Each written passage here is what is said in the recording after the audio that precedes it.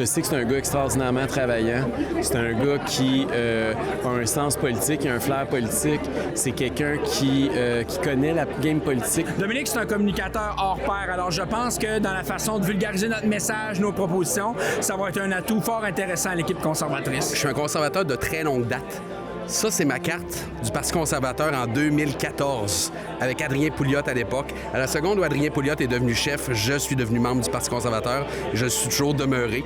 Le fait, comme on dit, c'est un fouilleux, c'est le fameux légionnaire, la Legion of Doom. Donc, des extraits audio, des extraits de discours, de points de presse, autant qu'il l'a très peu ou jamais fait encore, mais il connaît comment ça fonctionne, il connaît le modus operandi. Alexa Lavoie pour Rebel News et lundi dernier, j'étais dans la circonscription de Chute de la Chaudière à la ferme Genet pour l'annonce de la candidature de Dominique Dumas sous la bannière du Parti conservateur du Québec. M. Dumas a été pendant près d'une décennie animateur sur les ondes de Radio X. C'est un excellent communicateur qui possède une grande connaissance de la politique et des enjeux québécois. Lors de l'événement, j'ai eu l'occasion de m'entretenir avec plusieurs candidats ainsi qu'avec Dominique Dumas et son chef Éric Duhem au sujet de la campagne électorale à venir cet automne qui s'annonce très serrée. Voici ce qu'il avait à nous dire. J'y ai toujours songé, mais je me sentais pas prêt nécessairement. Là, c'est le temps. Et je pense que le Québec est prêt. Je pense que la population est prête pour des changements, pour ce que le Parti conservateur a à amener. Les policiers de l'Assemblée nationale ont besoin d'être surveillés. Je pense que c'est ça que j'ai fait beaucoup dans ma job dans les dernières années lorsque j'étais en ondes à la radio avec un micro devant moi, un peu comme là. Faut revirer à un moment donné les choses dans le bon sens, là. Les politiciens sont au service des citoyens. Ce n'est pas l'inverse. Je suis un conservateur de très longue date. Ça, c'est ma carte du Parti conservateur en 2014, avec Adrien Pouliot à l'époque. À la seconde où Adrien Pouliot est devenu chef, je suis devenu membre du Parti conservateur et je suis toujours demeuré. Et à l'époque, ça a fait partie du discours à Éric, quand il parlait ce soir que c'est assez, qu'on a besoin de changement. C'était aussi le slogan d'Adrien Pouliot. Je m'en suis pas servi pendant le discours, donc là, je m'en sers. Donc, pourquoi moi? Écoutez, je suis un travaillant. J'ai été conservateur avant que le Parti conservateur existe. Donc, c'est ce que je veux amener. Il y a une connexion naturelle qui se fait entre le parti et moi. Et je crois que je peux aider à amener les idées un peu plus loin, à vendre les idées, à en parler à la population, à être près des gens comme je l'étais en ondes avant. Mais d'abord, moi, j'ai connu Dominique, évidemment, en arrière des coulisses un peu, là, parce que ça fait longtemps quand même qu'on travaille ensemble à la radio. Là, et je sais que c'est un gars extraordinairement travaillant. C'est un gars qui a un sens politique, un flair politique. C'est quelqu'un qui connaît la game politique, même s'il n'était pas en politique. Le fait qu'il était dans les médias, il suivait ça au quotidien. Il était un de ceux qui étaient les plus fouillés, qui avaient le plus de contenu. Et moi, je veux ce Dominique-là à l'Assemblée nationale pour fouiller la même chose par rapport au gouvernement, puis les sortir, puis au lieu de les sortir en ondes, qu'ils sortent en commission parlementaire, qu'ils sortent à la période des questions, qu'ils sortent dans les travaux là, normaux du Parlement. Je pense que c'est de ça dont on a besoin. Rapide, cette entrevue-là, c'est 4000 personnes. Il estime c'est 4000 personnes ouais, et de ces 4000 personnes-là, ils veulent tirer 5 milliards de dollars par année. Oui. Puis ils disent non, ils partiront pas. Anyway, même s'ils partaient, on va avoir quoi? 3 milliards au lieu de 5? OK, c'est parce que si tu as 3 milliards au lieu de 5, là, ça veut dire que sur tes 4000, là, il y en a 1600 qui ont sacré le camp. Ouais. Il y a des chances, beaucoup de chances. Ça va être une lutte importante. Mais on est en Chaudière-Appalaches. Il y a quand même un vent conservateur important. Au fédéral, ça va de conservateur. Dominique, c'est un communicateur hors pair. Alors, je pense que dans la façon de vulgariser notre message, nos propositions, ça va être un atout fort intéressant à l'équipe conservatrice. Selon Québec 125, c'est quand même assez serré. Je suis de la Chaudière, mais que le PCQ est en avance depuis déjà quelques mois. Ça vacille avec la marge d'erreur, c'est autour de 6-7 %. Mais ça va vraiment être une lutte à 2/3 entre le PQ et le Parti conservateur principalement, mais des fois un peu aussi, ça se peut le Parti libéral ou la CAQ, bien, surtout la CAQ, vu qu'elle a remonté dans les dernières semaines avec Mme Fréchette. Mais oui, je pense que c'est Doom, je le connais bien évidemment via Radio X aussi. J'étais chroniqueur dans l'émission de Moret, c'est un ami. Et je pense qu'il y avait vraiment déjà un talent de communicateur hors pair. Le fait, comme on dit, c'est un fouilleux, c'est le fameux légionnaire, la Legion of Doom. Donc, des extraits audio, des extraits de discours, de points de presse, autant qu'il l'a très peu ou jamais fait encore, mais il connaît comment ça fonctionne, il connaît le modus operandi. Et c'est un gars de la place. oui, c'est un gars qui est né à Charlebourg, mais c'est un gars qui avait depuis plus de 15 ans à Charny avec sa famille, donc c'est un gars vraiment implanté dans son milieu. Les gens le connaissent parce qu'ils savent qu'il va oser s'exprimer, qu'il va oser parler, puis qu'il va oser donner la parole aux gens aussi. Donc, je pense que ce qu'il peut apporter, c'est beaucoup d'écoute, puis les gens, en ce moment, il y en a beaucoup, c'est ça qu'ils me disent, ils ont besoin de se sentir écoutés, puis de sentir que leur voix compte, puis je pense qu'il peut apporter ça aux gens d'ici. Le Québec a besoin du Parti conservateur à l'Assemblée nationale. Ça fait des années que je le dis. On a besoin d'Éric Duhem à l'Assemblée nationale. Et là, je crois qu'on a une équipe de feu, qu'on a une équipe pour entrer en force à l'Assemblée nationale, nombreux, pour essayer d'influencer le pouvoir. Pendant de longues années, c'est QS, malgré qu'il était dans l'opposition, le 3e, 4e opposition, peu importe, mais qui était présent et qui a influencé les autres partis à se tasser plus à gauche. Là, il est plus que temps qu'on essaie autre chose. Ça fait des décennies, ça fait au-dessus de 60 ans, en fait, tant qu'à moi, qu'on bâtit le modèle québécois qui, aujourd'hui, est en ruine. Tout ce qu'on a bâti est en ruine. Ce qu'on gère, on fait des déficits. Puis les employés, regardez les infirmières, regardez les professeurs, ils décrochent de leur job, ils décrochent de leur rêve, en quelque part, parce que c'est ça qu'ils voulaient faire. Puis ils font, non, dans ces conditions-là, j'ai plus le goût. Je vais aller faire autre chose, peu importe. Je vais aller travailler au Costco même. Je m'en sacre. Mais ils ont besoin de quitter parce que les conditions ne leur plaisent pas. C'est ça que le tout à l'État donne comme résultat après autant d'années. Là, il est temps qu'on essaye autre chose, qu'on essaye un modèle qui est un peu plus, flexible. Est-ce que vous prévoyez peut-être des campagnes plutôt de salissage, puisqu'il faisait partie de Radio X? On voit déjà l'ex-animateur de Radio X, etc. Oh, mais c'est déjà commencé. Écoutez, même moi, quand on m'a présenté, je faisais une chronique à Radio X 10 minutes par semaine.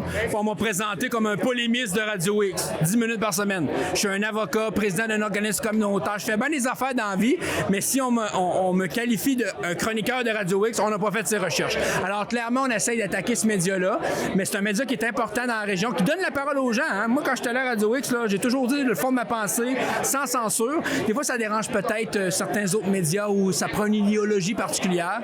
Avec les conservateurs, ça jouera toujours sale.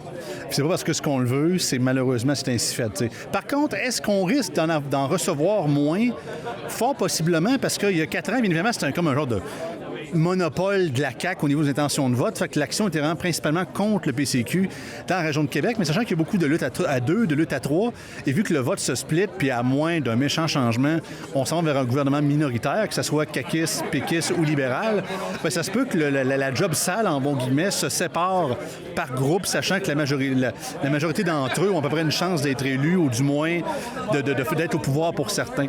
Fait que, bien évidemment, malheureusement, j'aimerais pas que ce soit ça. J'aimerais ça qu'on parle des idées, qu'on parle des propositions, puis du fond des choses. Et malheureusement, on est encore beaucoup plus dans l'émotion et dans la job sale de ce qu'on entend. On va entendre des histoires.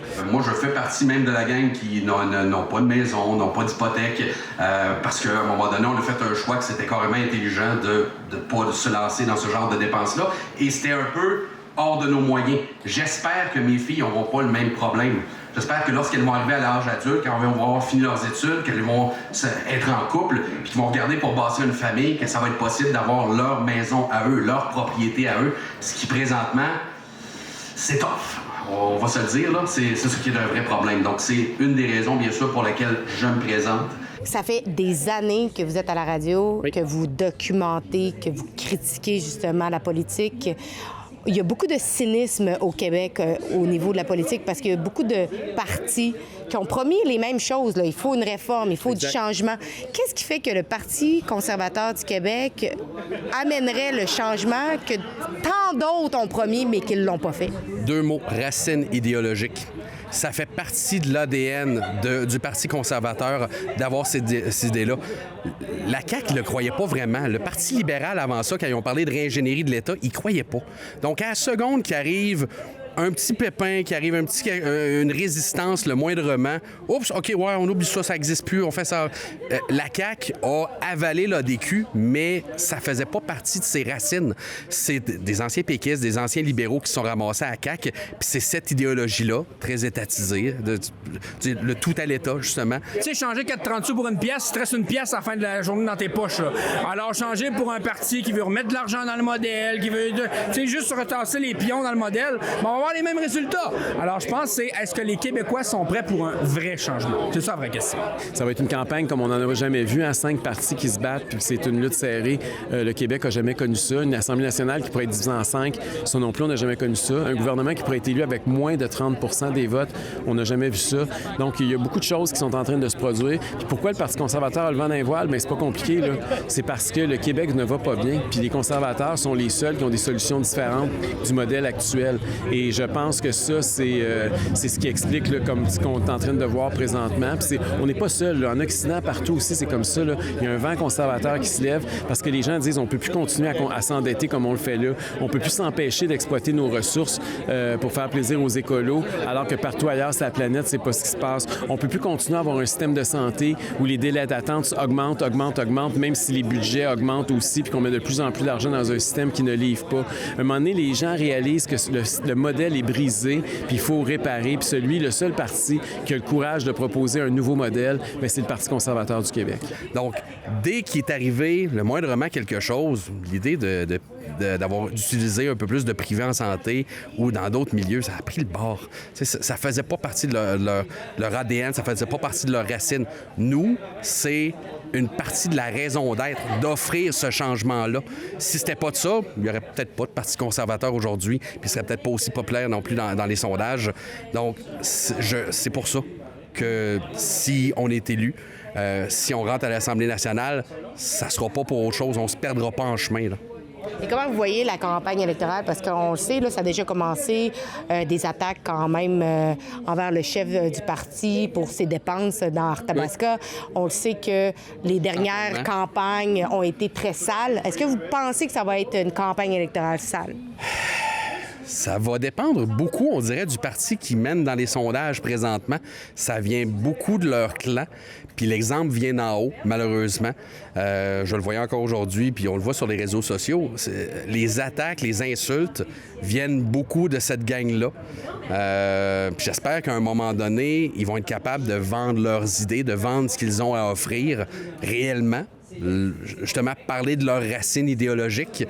Parce que là, présentement, ils ont l'air de vouloir jouer. Justement, on va enlever de la paperasse, on va couper un petit peu dans la taille de l'État, mais le reste, on ne changera rien. Puis là, tout va aller mieux soudainement parce que c'est nous autres qui gèrent, puis nous autres, on va gérer comme du monde, mais en ne changeant rien. T'sais, c'est un peu ça. J'espère que ça va être propre comme campagne. C'est rarement le cas. Puis je comprends. C'est normal qu'il y ait des attaques à un moment donné, mais attaquer des idées. Je sais, puis présentez les vôtres et attaquez les idées et dites-nous pourquoi vos idées sont meilleures que les nôtres.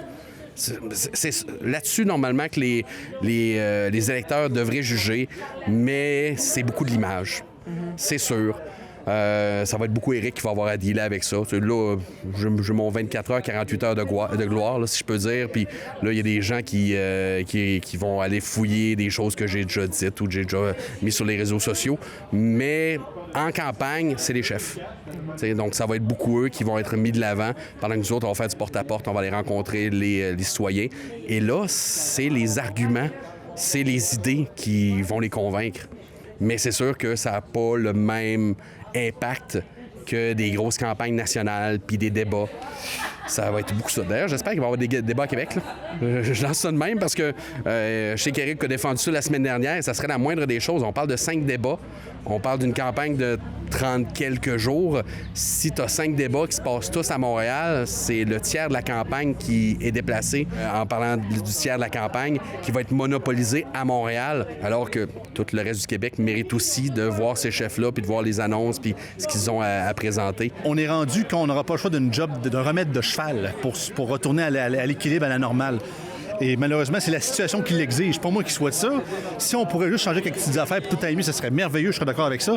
Mais je vois une situation, je vois une maladie ou du moins un traitement qui doit être appliqué. Malheureusement, le seul traitement qui risque d'être fonctionnel, c'est vraiment de quoi de fort. Comme dit monsieur avec le Boclé, hein, deux gorgées après ça, c'est pas bon, mais ça marche après.